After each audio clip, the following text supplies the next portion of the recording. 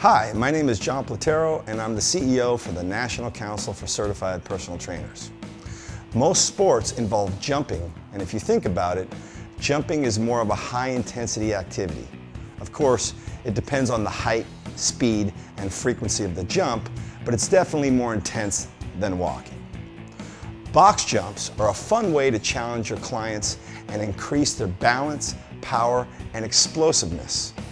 Since it's a high-intensity activity, your client may also get the effects of EPOC, or excess post-exercise oxygen consumption. This will, of course, depend on the volume and intensity of the jumps. But remember, it's not just practice that makes perfect, it's perfect practice that makes it perfect. So we filmed a few examples of some box jumps to give you some ideas. Always remember to assess the client holistically or as a whole, but also to specifically observe the ankle, the knee, the pelvis, and the spine. It's often difficult to assess clients depending on what they're wearing because you can't see their joints. Hopefully, they wear shorts or something form-fitting.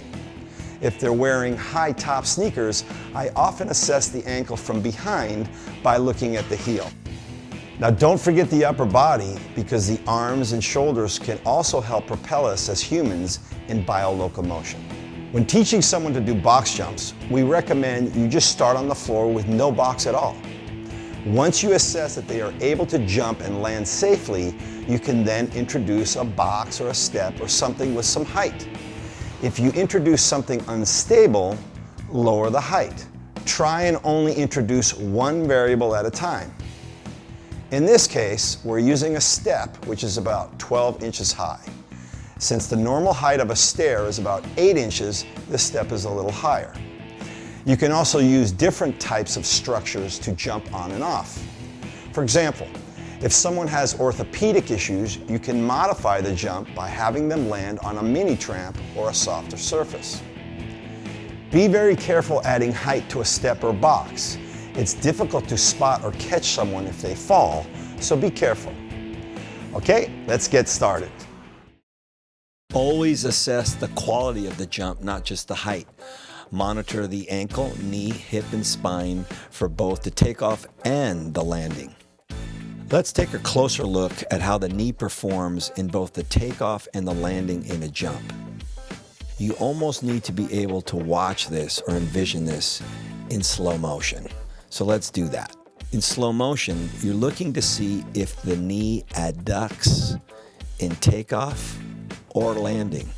Stephanie does a great job here, and her knee doesn't really adduct on takeoff or landing. But let's investigate this topic a little further. Often when you watch people do box jumps, when they jump or land, you'll see their knees cave in. This could be a variety of reasons. It could be a motor pattern that they just adapted. It could be a weakness, but it also could be just the levers. Some people that have long legs, when they squat and their hip goes down, the distance from the hip to the knee is so long, imagine if my legs were longer, that it's hard for them to stabilize this femur, and so when they jump, their knees cave in, and when their knees cave in, the distance between this knee and the hip becomes less.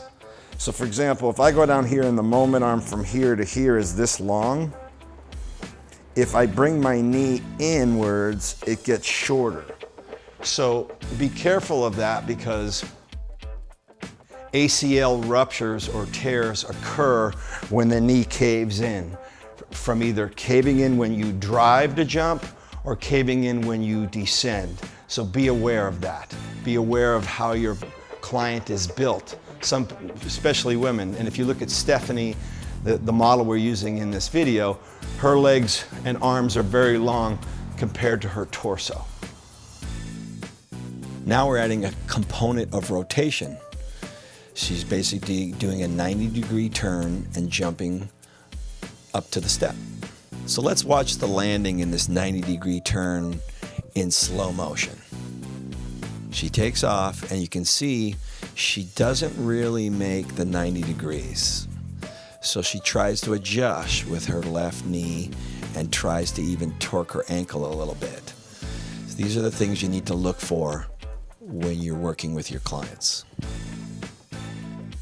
For an additional challenge, go from a 90-degree to a 180-degree turn.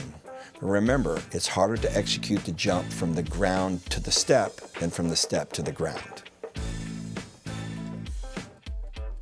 Let's make it a little harder, and we'll do a 3/4 turn. Now your clients are going to have to use their upper extremity or their upper body to help propel them. The next progression would be a 360 turn. We're doing this on the ground because she couldn't really make it to the box. You can see the first time she wasn't able to complete it, but the second time she did it. There are so many ways you can use a box for jumping. In this case, we're just having Stephanie jump and land backwards. You can also use a box or a step as a piece of cardio. You'll see Stephanie using it in 2 different ways.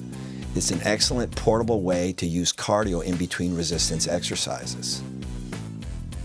So all the best to you, and stay fit.